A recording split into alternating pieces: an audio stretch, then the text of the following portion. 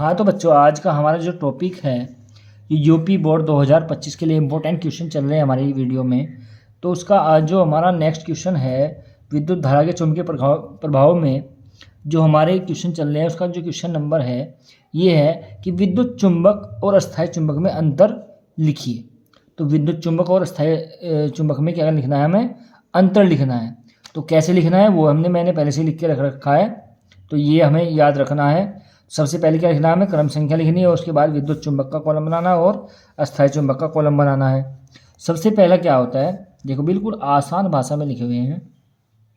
इसे आसानी से विद्युत चुंबकीय, विचुंबकीय मतलब विद्युत चुंबकीय किया जा सकता है, और इसे आसानी से विद्युत चुंबकीय नहीं किया जा सकता है। क्या है, इसे आसानी से विद्युत चुंबकीय किया जाता है, इसे आसानी से विद्युत चुंबकीय नहीं किया जाता है। पहला जो इनका अंतर है ये है। दूसरा अंतर क्या है, इसकी चुंबकीय अक्षीय तीव्रता को आसानी से बदला जाए, मतलब विद्युत चुंबक की जो चुंबकीय अक्षीय तीव्रता होती है उसे आसानी से हम बदल सकते हैं, परंतु इस अस्थायी चुंबक की जो चुंबकीय अक्षीय तीव्रता होती है उसे आसानी से बदल नहीं सकते। नंबर 3 जो हमारा अंतर है वो है इसकी ध्रुवता बदली जा सकती है, और इस अस्थायी चुंबक की ध्रुवता क्या होती है, नियत रहती है, मतलब जो है वही रहेगी, ना घटेगी ना बढ़ेगी। ठीक है। उसके बाद नंबर 4 पे जो हमारा है, विद्युत चुंबक नर्म लोहे के बनाए जाते हैं। क्या है, जो विद्युत चुंबक होते हैं किसके बनाए जाते हैं, नर्म लोहे के बनाए जाते हैं, और अस्थायी चुंबक किसके बनाए जाते हैं, स्टील के बनाए जाते हैं। तो हमारा ये हमें क्या करना है, अपने एग्ज़ाम में 4 अंतर तो कम से कम लिखने ही लिखने हैं। ठीक है, वैसे तो बहुत सारे अंतर हैं इसके, पर 4 अंतर आपको लिखने ही लिखने हैं। हमारा अगला क्वेश्चन है, जो इम्पोर्टेंट क्वेश्चन है हमारा अगला, किसी विद्युत परिपथ में लघुपतन कब होता है। क्या, किसी विद्युत परिपथ में लघुपतन कब होता है। अब बहुत ही आसान भाषा में है, जब किसी विद्युत परिपथ में, जब कोई विद्युत परिपथ है कोई, उसमें जीवित तार, कौन सा,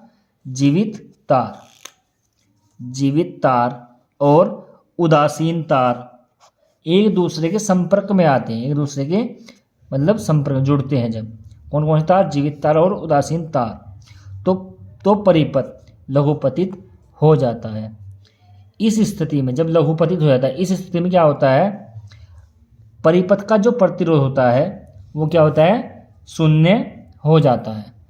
परिपथ का प्रतिरोध क्या होता है, इस स्थिति में शून्य हो जाता है, और धारा का मान क्या होता है, बढ़ जाता है। एक बार और देख लो, जब किसी विद्युत परिपथ में जीवित तार और उदासीन तार एक दूसरे के संपर्क में आ जाते हैं तो परिपथ कैसा हो जाता है, लघुपतित या लघुपतन हो जाता है। इस स्थिति में परिपथ का प्रतिरोध क्या होता है, शून्य हो जाता है, और धारा का मान क्या होता है, बढ़ जाता है।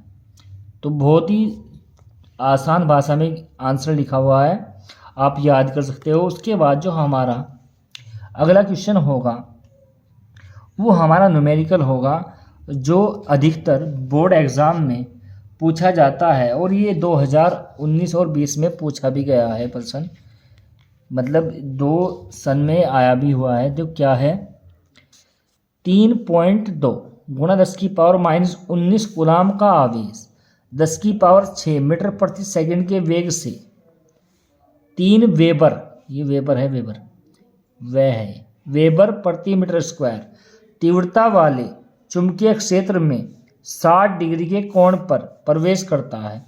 आवेश पर लगने वाले बल की गणना कीजिए। आवेश की गणना करनी है, तो क्या करना है बच्चों, 3.2 गुणा इसकी पावर -19 कूलाम का आवेश, मतलब आवेश दिया है, कूलाम की मात्रक से पहचान सकते हो और उसके नाम से भी। तो कूलाम का आवेश मतलब Q का मान दिया गया है, Q बराबर 3.2 गुणा 10 की पावर -19 कूलाम। आवेश का मतलब क्या होता है, कूलाम। उसके बाद 10 की पावर 6 मीटर प्रति सेकंड के वेग से, 10 की पावर 6 मीटर प्रति सेकंड के वेग से, मतलब वेग मतलब v का मान दिया गया है कितना, 10 की पावर 6 मीटर प्रति सेकंड। ठीक है। उसके बाद वेग से 3 वेबर प्रति मीटर स्क्वायर तीव्रता वाले चुंबकीय क्षेत्र में, तीव्रता वाले मतलब ये है चुंबकीय क्षेत्र, तीव्रता का मात्रक क्या होता है, वेबर प्रति मीटर स्क्वायर होता है या टेस्ला होता है। ठीक है। तो कितना दिया गया है, बी का मान दिया गया है 3 वेबर प्रति मीटर स्क्वायर। उसके बाद मीटर स्क्वायर वाले चुंबकीय क्षेत्र में 60 डिग्री के कोण पर प्रवेश करता है, मतलब थीटा का मान दिया गया है 60 डिग्री करता है। आवेश पर लगने वाले बल की गणना कीजिए, मतलब बल मतलब फोर्स हमें क्या करना है, ज्ञात करना है। तो बच्चों आपको ध्यान रखना है, आपने हमने पिछली वीडियो में पढ़ा था, एक तो बल का फॉर्मूला आपने पढ़ा था ILB साइन थीटा, एक तो ये पढ़ा था, इस पे न्यूमेरिकल आएगा। I क्या है, विद्युत धारा, L क्या है, चालक की लंबाई है, और B क्या है, चुंबकीय क्षेत्र है, और साइन थीटा क्या है, थीटा क्या है, यहाँ पे इसके बीच का कोण है, और F हमें निकालना। और जो इस मतलब इस क्वेश्चन में जो फॉर्मूला यूज होगा वो भी हमें याद रखना है, F बराबर QVB साइन थीटा। इन दोनों फॉर्मूले का हमें क्या करना है, याद रखना है। जिसकी वैल्यू हमें दी गई होगी उसी फॉर्मूले का हमें यूज करना है।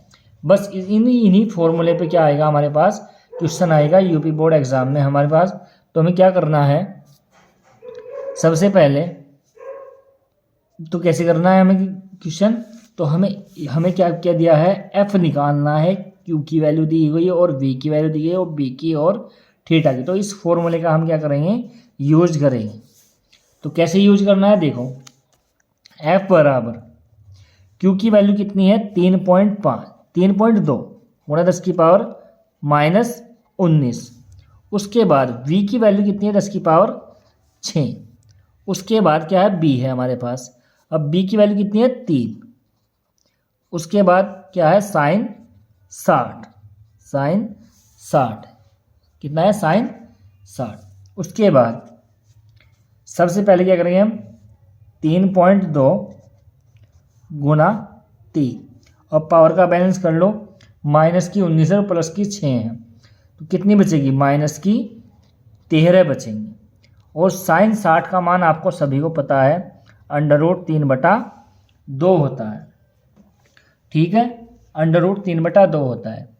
अब इसकी मल्टीप्लाई जब करेंगे कितना होता है, 13 आ गया। उसके बाद जब मल्टीप्लाई करेंगे, अब 3.2 की मल्टीप्लाई 3 में करनी है, तो कितना आ जाएगा, 32 गुणा 3 कितना है, 3 दूनी 6 और 3 तिया 9, ये आ गया हमारे पास। आ गया कितना, 32, 3.2 की मल्टीप्लाई 3 में करेंगे तो कितना आया, 9 कितना आ जाएगा, 9.6 गुणा 10 की पावर कितनी, -13 और √3/2। अब 2 से डिवाइड करेंगे इसे, तो कितना आ जाएगा इसका, 4.8 √3 गुणा 10 की पावर -13। उसके बाद हम क्या कहेंगे, आंसर यहीं पे छोड़ सकते हैं या √3 का मान भी रख सकते हैं, यहीं पे छोड़ देना बच्चों। तो जब बल का मात्रक क्या होता है, न्यूटन, तो बल का मान कितना आ गया, 4.8 √3 गुणा 10 की पावर -13।